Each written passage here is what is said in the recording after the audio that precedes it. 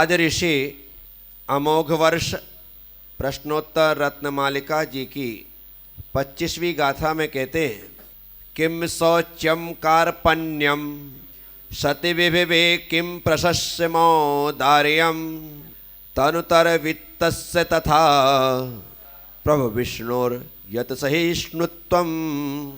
भगवन विभवे सति शौच्यम किम, संपत्ति के होते हुए भी शौच्यम किम, शोचनीय बात क्या है?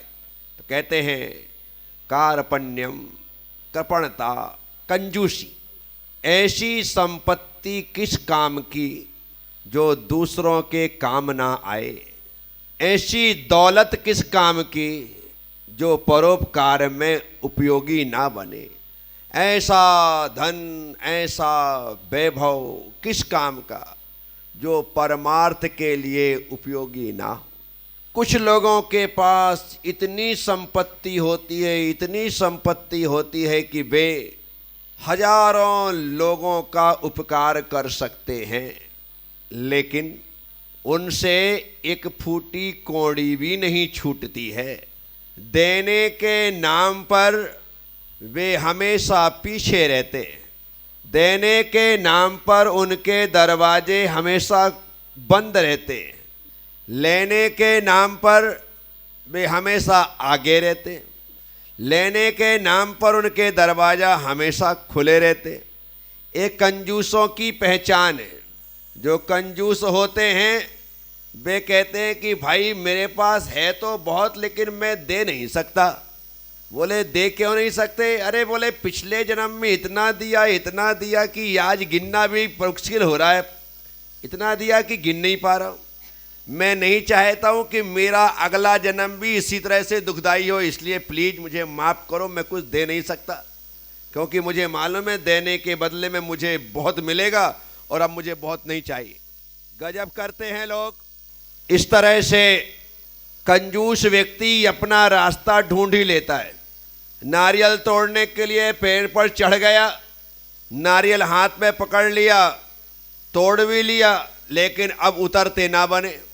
भगवान से कहा कि प्रभु मदद कर, यदि तूने मुझे सही सलामत नीचे उतार दिया तो 50 पैसे पक्के। भगवान से प्रार्थना की और नीचे उतर आया। नीचे उतरने के बाद उस पेड़ के पैर छुए और हाथ जोड़ करके भगवान से कहा कि प्रभु अब ना चढ़ूँगा ना चढ़ाऊँगा, ना चढ़ूँगा और ना जो 50 पैसे बोल रखे थे तू भूल जा। तो ऐसे लोग भी होते समाज में। कुछ लोगों को दान करने का शौक़ तो होता है, बोलियां लेने का शौक़ तो होता है और ले भी लेते हैं, बड़ी बड़ी बोली ले लेते हैं, लेकिन देने के नाम पर कहते हैं अभी मंदिर को ज़रूरत ही क्या है, अभी समाज को ज़रूरत ही क्या है, फालतू में एफडी बना के रख देंगे। अरे भाई वो एफडी बनाएं, बैंक में डालें, संभाल करके रखें, कुछ भी करें, तुम्हारा इस संबंध में विचार करना अच्छा नहीं है। आपने बोला है तो आप उन्हें दे दें, ताकि आप तो मंदिर के कर्ज से मुक्त हो सकें।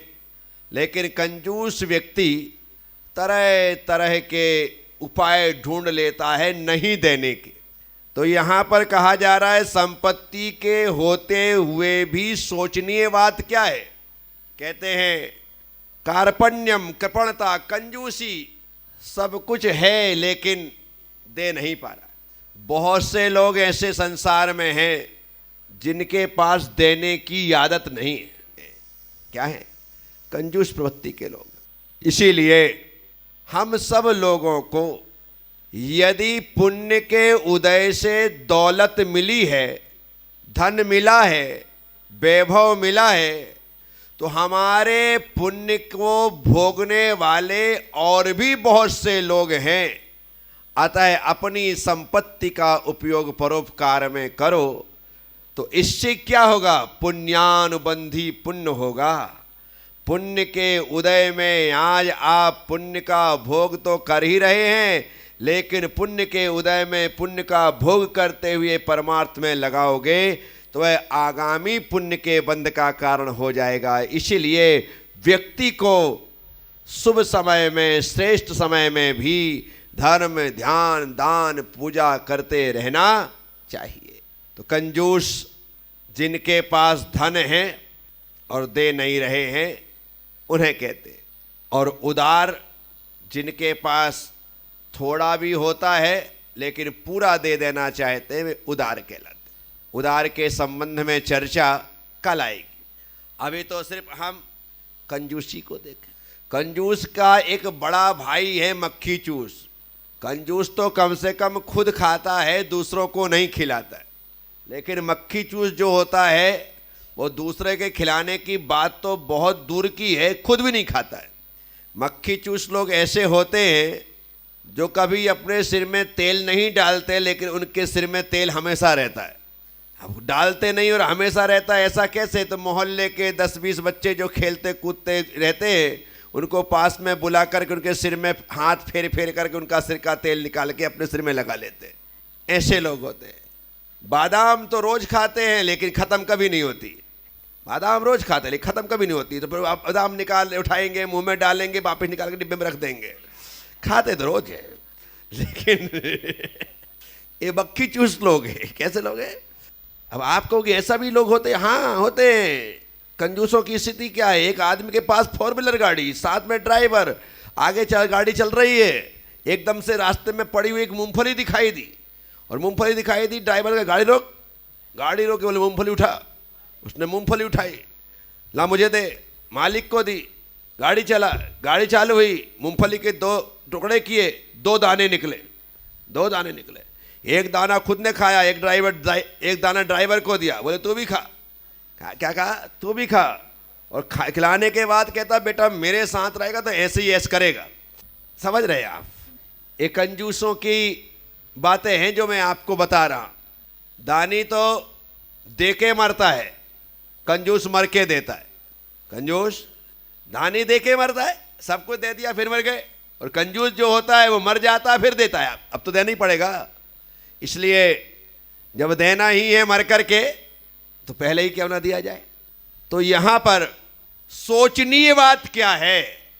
तो कहते हैं धन होते हुए भी यदि कोई सोचने में आ रहा है तो कृपणता है, कंजूसी है, जो कि सोचने जैसी कि बताओ इनके पास इतना सब कुछ है लेकिन इनसे छूटता। चमड़ी चली जाए लेकिन दमड़ी ना जाए, चमड़ी चली जाए लेकिन दमड़ी ना जाए, ऐसी स्थिति बन जाती है। कंजूसों की, मक्खी चूसों की पहचान।